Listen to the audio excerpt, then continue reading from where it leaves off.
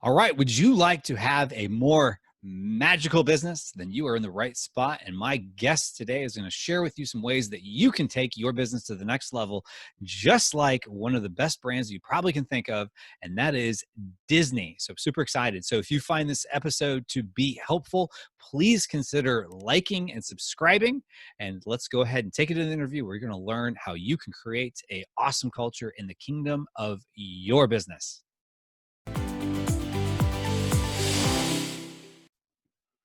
All right. Well, I'm excited today because we are going to be talking about some things you can incorporate into your business to make it a little bit more magical, as we would say when I used to work at Walt Disney World.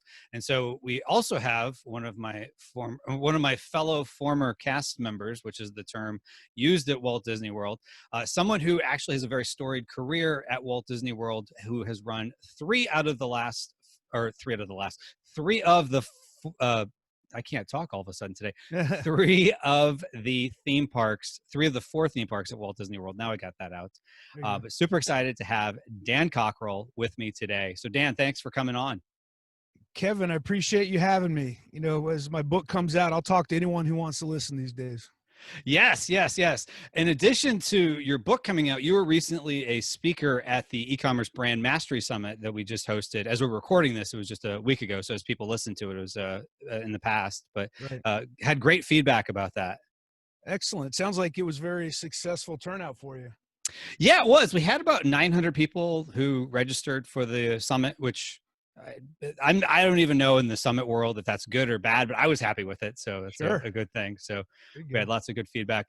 And what's interesting is on the Disney side of things, it's kind of a little bit of a family thing, right? That you have going on in the Cockerell family. Well, more than you know. I mean, if our family history, my wife actually was the first one to work for Disney. Really? She worked at in the French Pavilion at Epcot back in 1987 and 88. So way back in the day. And then she went back to France. And then I came down a year and a half later and I worked on the college program. And I went back to school. And then my dad joined the company back in 1990. And he spent 16 years working for them. And then Valerie and I were at Disneyland Paris for a while. And then we have three kids. And all three of our kids have worked for Disney one time or another, either in horticulture. Our son was in an engineering internship there. Our daughter worked in horticulture, and she sold ice cream at Magic Kingdom. And our youngest son actually right now is working at the bakery at the French Pavilion. Prerequisite to work there in normal times. This is a normal time. In normal times, you have to have the French nationality of the pavilion and speak the language. And so he's working at the bakery there this summer. So we officially we've all worked for the company at some point or another. Oh, that's so cool. That's so cool. It's definitely a family thing. And what's interesting too is you're not the first Cockerell to come on this podcast, because your dad was actually on episode 16. I looked it up. So if somebody wanted to listen to that episode, they can go to maximizingecommerce.com/1616. And they can listen to that, because your dad at one point was the executive vice president of operations. So he basically ran all of Walt Disney World, right? He did. He had the whole enchilada. And yes. He had that role. At the time, I was an operations manager, and then eventually became a general manager. And then he retired in 2006. And then in 2009, I got promoted to be the vice president of Epcot, my first VP role. So we had some overlap there. But he's been an incredible mentor as Valerie and I decided to leave Disney, branch off, and go run our own company. You know, he'd been doing that since 2006, and he's been giving us some great tips and advice along the way on how to write a book and how to get podcasts going and all the things I'm doing now. You know, he sort of paved the way. Yeah. And what's interesting there is because you and your dad both have run large organizations within Disney, but what's interesting is you're both basically solopreneurs now, and have been for your dad now for many years and you for the last few. So it's interesting. So you're able to bring a unique perspective of not just, hey, here's the high level of what we did at Disney. And speaking as a current executive, you're talking about like, here's what we did at Disney, and here's how you as a solopreneur or someone running a small team could apply it, because you're living this in your day to day. No, it's a great point. When I go speak with people, I always address the Disney thing because they always say, Hmm. "Okay, I'm sure this is going to be interesting, but whatever you're going to tell us has nothing to do with our business because Disney is it's got all the characters and theme parks and billions of dollars and all the resources." And what I tell them is, "Look, everything I'm going to talk about today has nothing to do with dollars and cents. It has everything to do about your attitude towards leadership and creating Mm. an environment, a culture for people to thrive in." But on the other hand, I also am able to be, I think, credible to them because my wife and I, we're entrepreneurs and we deal with all the things entrepreneurs deal with now. Is I have to find the expertise for certain things I don't know how to do. At Disney, I had experts all around me on any topic you could imagine, Hmm. and now you have to network. You got to help people out. You're always looking for other people to meet, and how can I help you? How can you help me? Hmm. And I've been, after being so insulated, I think, in a corporate environment for so long, I've been surprisingly, it's been surprising to me how helpful people have been and open with their advice and open with their resources and tools. And I've learned a ton over the past 2 years from people who have been entrepreneurs and have made their own way. So it's to your point, I've kind of learned how to do it in the big corporate environment. Now we're learning how to run something on our own, which has its own excitement and downside and stress and exhilaration. But I think what I tell people is when I left Disney, on a high level, you sort of exchange security for freedom. That's the way I look Mm. at it. Hmm. And everything in life is our trade-offs. And I think my wife and I were ready to, be able to decide our calendar and decide where we spent our time. And that has just been awesome. It's been an awesome thing. A little scary sometimes to figure out every morning when I get up, what should I be working on today? But then the security, the paycheck doesn't come every Thursday anymore. And Right, as people at Disney would say, that's what Epcot stood for. Every yeah, paycheck comes on Thursday. that's right. And so you got to hustle and you got to be Hmm. thinking about the future. But for us, it was a calculated risk. Our kids are grown up. They're either in college or out of college working. So it was kind of a good risk for us to take. And we've been really happy about how it's turned out. Awesome. And what's interesting is that some people hearing this might hear leadership like, oh, I don't have a team of hundreds of people. It's just me. But sometimes leadership is just influencing people. Correct?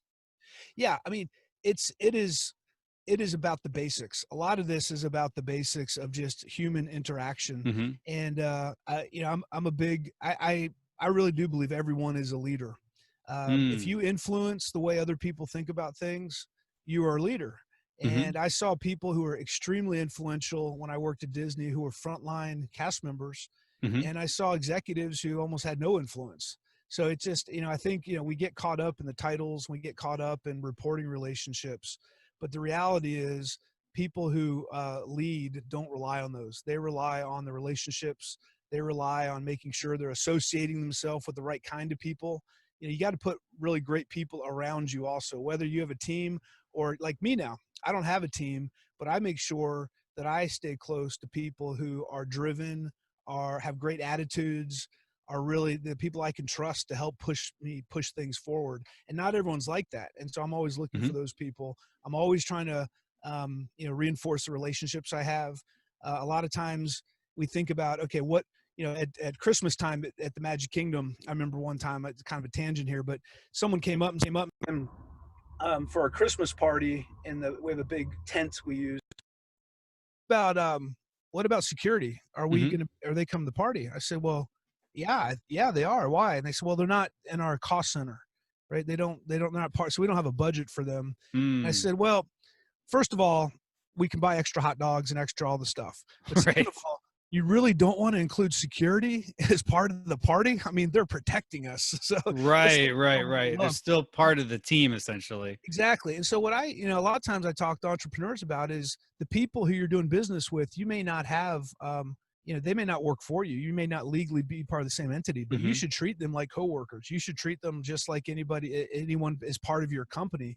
And if you think about it that way, you get much better results. And so anyway, to your point, I think everybody's a leader, and whether you have a 12,000 people on your team or 5 people or you're nobody, you're still always trying to figure out what the expectations are. You're trying to build relationships and connect with the right people that can help you drive your business forward. So it's very similar. Yeah, and what's interesting there is, your story of, as you said earlier about freedom, which made me just think there for a second, over security, um, of the paycheck coming every Thursday, so to Yeah. speak, is that I think a lot of people listening to this can relate to that, whether they've made the jump like you and I have, or they're, working towards that. And so I think what's going to be really interesting here is helping them build those relationships, because, when we think about it, when it comes to influencing, like to your point, finding other people that are like-minded and creating those relationships, or your freelancers or your virtual assistants or whoever it is that maybe is helping you with some of the tasks, or if you have an agency that you're working with or whatever the case is, or if you have suppliers. I'm assuming everybody listening to this has some sort of supplier if they're in the e-commerce world. Hmm. So all those are people that, even if they're not, to your analogy there of, security wasn't part of the Magic Kingdom hierarchy when you were over the Magic Kingdom, but they still were part of the team. And so the more you make people feel like they're part of your team, invested, I think the more you're going to get the results you want from those people. Absolutely. So a good example is um, I Jody, who I host my podcast with. Mm-hmm. We share a virtual assistant, Chelsea Brinkley, who is Okay. fantastic at what she does. She lives out in Denver, and when we go out to see our daughter, we call Chelsea and her husband. We have dinner with them. We take them out to dinner. Every once in a while, if we come off a big project, I'll send her a thank you note or send her something in the mail to thank her. She just moved into a new house, so I'm sending Mm-hmm. her a housewarming gift, just like I would my direct reports when they worked for me. And a lot of people would think, well, you pay her to do the work, and that's what it is. But the bottom line is, if I continue to show her how much I appreciate her, she's going to continue to be motivated to do great work for me, and she's going to look for other ways to do things because she knows I care about her, and I'm interested in her personally, and her and her husband Jeff, and we're friends. And I think just people underestimate the power of that when you take that little extra step. And for me, it's just civil. It's just being civil. It's just common Mm-hmm. sense that you should treat people with respect and courtesy. But a lot of people, it's funny how they adjust the relationships based on the type of relationship it is, versus Mm. saying, look, you're important to me and I'm going to get to know you personally. And you don't work for me, but you kind of do, but you're an independent Right. contractor. I don't see any difference there. Yeah, exactly. So if you want it to be a symbiotic relationship where at least they feel somewhat vested in the results, it doesn't have to be giving huge bonuses or whatever the case is. Sometimes it could literally just be how you treat the person. So I, yeah, exactly. So let's start from kind of having people take an inventory of, where they are at today. So maybe they feel like maybe they have kind of had that same mindset and they're looking to refine it, or they're like, maybe I've been like a Scrooge and I need to reevaluate things yeah, and kind of how I've treated people. So, what would be kind of that starting point, or they just haven't put any attention to it. So where would sure. they start? Well, something that this is similar. Something I've seen written a few times, and I know some people that do this. You talk about your kind of personal board of directors, right? So Mm, you have a table, and you just draw a circle and draw the people around that table who are all the people who help you through life. mm-hmm, Your parents can be on there, your spouse, peers, people you work with, and you can make different board of directors. You can have a personal one, you can have one for your business, and you can see, okay, who do I have here? Who am I missing? Because a lot of times, like when I started to get into, I kind of transitioned from, okay, I do, keynote speeches, and after COVID-19 hit, I started to get into the retail side and mm-hmm. to actually sell things online because, I didn't have corporations calling me to go do a keynote. So I had to Right. figure out how to develop products. I didn't know how to do that. And so, I'd call someone and say, hey, I want to, Jody, how do I do this? He says, well, there's this thing called Stripe, and it's going Mm-hmm. to enable you to collect money. All right, what's that? And let's look at that. All right, how do I connect Stripe to a website? What's a click funnel? And so we'd Right. find someone else who'd come in and say, okay, this is how it works. So I certainly could not program it, but I understand how it works now. Mm-hmm. I understand how those things work along the way. So I would say if you're, if you're an entrepreneur, or if you just generally want just to figure out, do you have the right people around you to help sort of mentor you and sponsor you and counsel you, make that circle and just think about, do you have everyone you need? do you have someone around you, if you're not really good at managing maybe personal finances, do you have someone you found either professionally or personally who can become your counselor to help you think about investing and think about retirement and think about those things? Do you have someone on your group that's like great at technology? And that may be someone you know who's willing to help you for free, or that may be someone you're going to go after, find, and then pay them, and sort of they become sort of a consultant for you when you have technology questions. And you build that up over time. And then once you have that, then you got to think about, okay, how am I going to maintain a relationship with this person? How do I start to really get to know them? I just went on Upwork to find someone who specializes in ClickFunnels, because I need someone. I don't need someone to develop things, but I need someone to do some really light programming when I change products and things. And so I got, first of all, I put it out there, and there was one guy who texted me pretty quickly and said, "Hey, I got your note if you want to touch base." And I'm like, all right, looks like he's proactive, organized, and took the initiative. He's already checked off 3 boxes I like about working with people. So I talked to him, got on the phone, and I said, "So tell me about your background." "Well, we just moved to Denver. My wife is getting her PhD. I found out where he went to college, got his background." And within, 30 minutes, I felt pretty good about this guy. And we didn't even talk about the ClickFunnels. I just said, like, "Who are you?" And he Yeah. said, "Well, I do this." And I was trying to figure out, do you have a full-time job and you're trying to eke this out, or is this your main thing? And by the end, I said, "All right, I'll be in touch with you, and we'll connect. And I want to get you all my stuff, my passwords, so you can do some of this stuff." And I created the relationship. So I actually talked to them. So these are basic things, but I would just say the people who are helping you run your business or that you're relying on, how well do you know them? And are you really connecting to them the way that you would want to make sure they're always doing everything they can to help you be successful? And to your point, Kevin, the idea of you pay them extra, there's a time and place to give people bonuses for great work, but just reaching out, sending thank you notes, sending a text, "Hey, thanks a lot for getting that last minute request done. I appreciate it." I think a lot of us just say, "Well, yeah, I paid for that." But human nature says it has to be more than that. You have to give that extra. And the ironic thing is it's free. It's free to send a text. It's free to send an email. It's free to do all that stuff, but it blows people away because they just don't get that. I mean, I get on these calls with consulting companies. I speak with a group of 10 people, and at the end, there's like one person says, "Hey, Dan, thanks very much for the information." The other 9 just all click off because the transaction is over. Right. I just don't think people should interact that way. And it's not, first of all, it's not healthy, but I think you're missing a lot of opportunities, because when you start to get to know people, you learn about all these other skills they have, and they can give you more. And you just have to make that investment. Yeah, because it really does come down to relationships. And one of the things that was a little bit of a theme in the summit that you and I were both part of was that is, in some ways, your online success is dependent on your offline relationships and your ability to build offline relationships. So Yeah, your reputation. Everyone's got a reputation. You can have a reputation online. You can have a reputation at work. My wife and I are working with a real estate association, and that's a big part of what we're talking about. Everyone's got a reputation, and you are visible in your community. You're visible online. You're visible at your school, your kids' school. You're visible with your friends, and you're always, if you're in business, you're always on stage, as we talk about. So, be sure you're cognizant of that.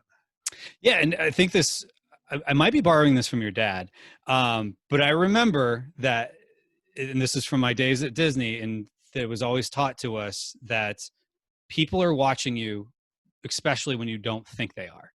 And Oh, so the absolutely. more that you can keep that in mind, that those are, just because they're not telling you what's going on in their head doesn't mean that they're not, for lack of a better word, judging you, even Sure. if it's positive or negative.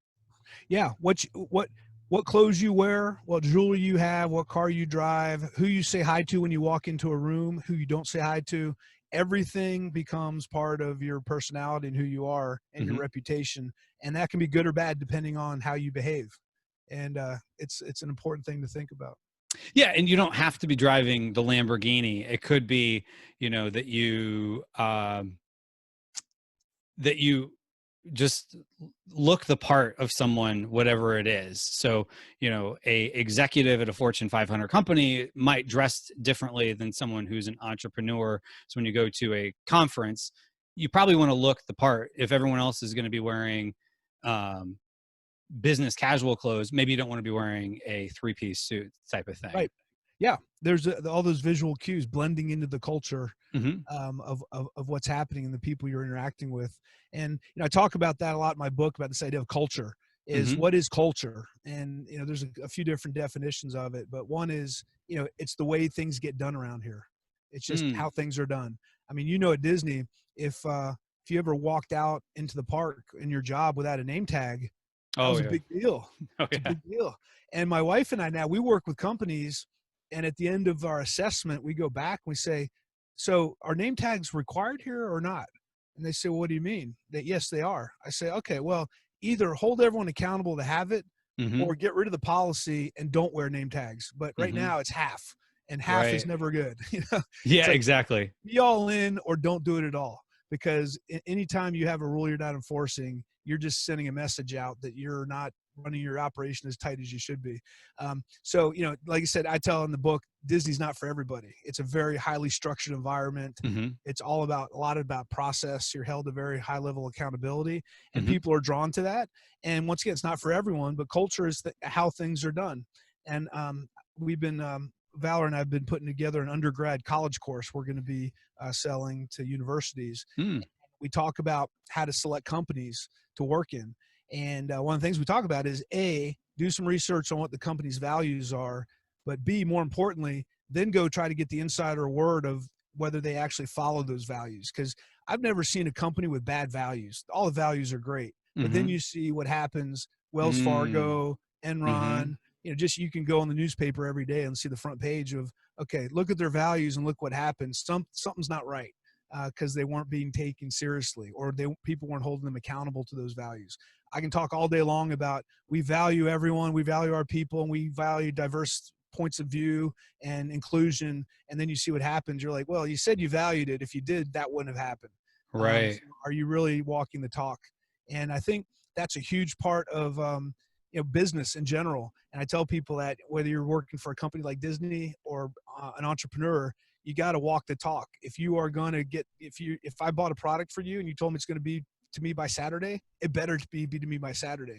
Don't make promises you can't follow through on, and be willing to, I think, make exceptions and go above and beyond every time. And I'm learning that now in the packaging, fulfillment, and delivery business that I'm now in, selling my books. The U.S. Postal Service is pretty good, but sometimes Chicago, I think, has been having a problem because I've gotten 3 or 4 calls from Chicago. People ordered a book. A couple weeks later, it's not there. And what I tell them is what I've come to conclude now. Hey, here's I just bought you a digital copy on Amazon. Here's the code to download it. I just shipped another book today. You may end up getting 2 books, but I hope you enjoy it. So I just want them, because if I'm going to tell them, well, wait 3 more weeks and then I'll refund you and all this stuff, it's like, if I give them that answer and they read my book, they're like, you're not walking the talk, Dan. You said recovery immediate, and now you're doing this. So, that word of mouth is important. And as an entrepreneur, you create your own culture. You decide how good you want to be. You decide where you're going to set the bar, how good your packaging is going to be, how nice things are going to look, how quickly you're going to return calls to people and get back to them. I think just doing those simple things will put you way ahead of a lot of the competition. Just executing your business in a common sense way and doing it with a sense of urgency. Yeah, that's so true, because, the thing of it is, to your point, just because you have a written set of values or whatever the case is, that's great because that's a start, but then you got to build it, and like every day is a new start. It's like, I think Jeff Bezos says every day is day one. Right. So you kind of have to look at it from that standpoint with your culture of whatever you're trying to create in your business, because if you're not living up to it, you are the bottleneck as the owner, the leader of, everybody around you. So if you're not living up to it, it's not going to happen. And to your point, with the with the books that didn't arrive to Chicago or whatever in time, it may not be your fault, but it's still your problem because it's your organization, it's your company on the line. Absolutely. And I learned all that at Disney. I know you probably did too. Yeah. Is, a guest gets in the hotel late and their luggage got lost. You know what? It's not our fault. the airline, but our responsibility is to make sure you have the best vacation you've ever had. And if Mm-hmm. you don't have clothes, it's really hard to execute that. So Mm-hmm. guess what? We're going to take you to Walmart. We're going to get you some clothes for the next day or two to get you through it. And then hopefully your luggage will arrive and we're going to try to find it for you. So when you start taking responsibility for people's problems, whether it was your fault or not, that's when your business takes off, because people are looking for that. They want someone to take ownership and follow through. And when you start doing that, you can charge more. You're going to get more business coming your way because people are going to trust you and they're going to know that you mean what you say. Yeah, exactly. And back to your point of, okay, here's the digital copy. And oh, by the way, here's this another physical copy. I'm going to send it to you. And if you have both, great. Well, what's that person going to do? They're probably going to take the second one and be like, you'll never believe what the author actually did here.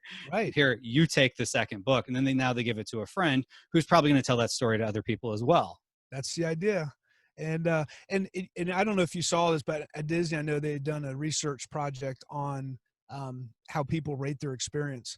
Mm-hmm. And they came up with a study, and they found that if you go to Walt Disney World and you have a great experience with no problems, let's say, I'm going to make this up, I forget the numbers, you're going to rate your experience 70% excellent. Mm-hmm. And if you go to Walt Disney World and you have a problem and we do not recover it quickly and make it right quickly, you're going to rate your experience like 55%. It goes down like 15 percentage points when you have a problem and it doesn't get resolved. Now, if you go to Walt Disney World and have a problem and we quickly resolve it for you and go over the top to make it right quickly and in a big way, you'll actually rate your experience like 75%. So you'll actually rate your experience higher if you had a problem and it was fixed in a really great way than you would if you had no problem at all. So, we used to joke, all right, how do we create problems and fix them so we can really drive our scores? And we said, no, it's hard enough to do it right the first time, but yeah, you're not going to get right every time. And we understand that, Disney, you're not going to get it right every time. Things are going to go wrong for many different reasons. And you want to minimize those and you want to get it perfect the first time. But if you don't get it right, have a full plan in place of how you're going to recover that situation in a way that can become a story later. And that's where you land, and that's where those stories become. So as an entrepreneur, we always say, oh man, why did all these things go wrong? Look at that as an opportunity, to fix your processes, to make it better. Like, I started to send the packages first class to Chicago instead of media mail because I see a trend. So I'm trying to fix that until that gets back in order again. But I know now is I clearly know what my recovery plan is, because it's probably 0.0001% of my books get lost, but that's an opportunity for me to create another great service story. So everything has an opportunity if you look at it the right way. Yeah, definitely. And a lot of it just comes down to our outlook. What are we going to do? And I believe there was a quote in your presentation, was status quo is not a strategy. Right. That's Bob. I was quoting Bob Iger. It's funny. It's I don't know if you ever watch The Office, but Michael Scott, quotes, yeah. he quotes Wayne Gretzky and then puts his name after that, like him quoting Wayne. So that's sort of what I did. It's me quoting Bob Iger, who made up the quote. Right. Yeah. No, I think you gave him credit. I think you gave him credit on it. Yeah. But yeah, status quo is not a strategy. I think that is so great. And every day you got to get up and think about, how are we doing this? What's next? What are we doing next? My book comes out on Tuesday. I was on the phone this morning with a couple guys in Brazil, and we're rolling out a mastermind online program in Brazil. And so I'm always looking, where's the next thing? You know what? The United States right now, it's not as good, but in Brazil, they're doing a lot more online stuff. That's where the opportunity is. And let's go check that out. And I have no idea how it's going to work, but if you're always taking care of today, but always spending a little bit of time thinking about tomorrow, and thinking about tomorrow is hard. It's scary. There's a lot of ambiguity. You don't even know if it's going to come to fruition. Should I waste my time thinking about tomorrow if I don't even know these things are going to happen? But that planning is great. And what I find is if I'm doing a good job thinking ahead, when the time comes when I'm in a tough situation, I'm like, man, I'm glad I was thinking about that last year. When I was writing my book, I wasn't thinking about COVID-19, but I'm really glad it's coming out now. I got something to hang my hat on in a really tough situation business-wise. Yeah, exactly. And there's something serendipitous that happens when we're willing to take those little risks. Not saying everything has to be perfect and I have to have everything lined up, because you truly, to your point, don't know what tomorrow is going to do. But oftentimes people get either they don't take any action at all, or they prevent themselves from, shipping the book or whatever the case is, because they just are trying too hard to make it perfect, and they just go down these rabbit trails of, like, I got to figure out Brazil first before I release the book. Well, when the book is released Right. and you're out, then you can figure things out as you go. Yep. Yeah. Exactly. It's funny you bring that up. I just had a podcast come out. I think it was this past Thursday, and there was a lady I met. Actually, my wife and I met up in Toronto last year, Huda Idris, Mm-hmm. and she runs a startup company called .health.com, and Okay. she's working on getting people to register on one app so all their medical information's there. It can get much more efficient, and she's a real entrepreneur. But she's an industrial engineer by education, and we started talking about that idea of innovating. And I didn't know what it was called. She had the technical name for it, but she said, some people build the whole plan from A to Z, and until the whole plan's built, they don't start. That's very much the Japanese model. You build the whole plan, and even if the environment changes, you don't change the plan because you follow the plan. And often it works well, but in today's world, things change so fast. If you're not willing to amend the plan as you go, and cause a lot of issues. And she talked about the fact that iterative innovation is a great way to do it. You build a model that's kind of the first stage of it. It's kind of messy, and then you move on to the second stage and you change as you go. You know what your vision is, you know what you want it to be, but you keep allowing yourself to change things as you go along and make adjustments. So you need to have enough discipline to have the plan and not go too far on a tangent, but being flexible enough also to be able to make changes. And I found most things in my life that are successful are in the middle. Usually the wide ends of the spectrum don't work, but if you're able to negotiate and be flexible, it seems to work out better. And that's a great way to think about that. So true. So true. So true. So this is a great conversation here. So for anyone that wanted to learn more from you or check out your book, where would they go? Yeah. So our website is cockerellconsulting.com. It's got everything we do. My wife had worked for Disney. She worked for Disney for many years and Disney Institute for 6 years. So she is great at designing content, and I'm really good at delivering it. So we've kind of come up with a really good team focus here. So everything's on cockerellconsulting.com. I have a registration there for my article of the week. I send out an article. I've been doing that for almost 23 years now. Oh, wow. Every week I send an article. I used to send it to my managers, and now I just send it out, and I just cultivate articles. I find articles that I think are really good and send them out. You can sign up for that. My podcast, Come Rain or Shine, comes out every Thursday morning. We just surpassed 100 episodes, and the book is being released through on August 11th at wherever you buy your book. I hope it should be there. So go check it out. And I tell people, if you go to your bookstore, it's not there, demand the book. Even if you're not going to buy it, just make sure they get one. Excuse me. Awesome. Just to make sure everybody knows, what is the name of your podcast and what's the name of your book? Yeah. So the podcast is called Come Rain or Shine. Okay. And the book is How is the Culture in Your Kingdom? All right. So if anyone would like to check that out more in depth and they didn't quite get the URLs or whatever, just go to maximizingecommerce.com/6767, and I will have all of that in the show notes. And if you're watching on YouTube, it'll be down below in the description. So really appreciate this, Dan. This is a great conversation. Really appreciate what you and your dad both are doing for the world. Love what you're doing. And you're creating an awesome legacy for the folks like us who have at one point worked for Walt Disney World and are now off and doing our own thing. So really appreciate everything you're doing. Well, thanks for the comments. And as I introduce myself now, I tell people, I used to run the largest theme park in the world, and now I'm a scrappy entrepreneur, and I say that proudly. So it's fun. Awesome. Awesome. Well, thanks so much, Dan. Thank you.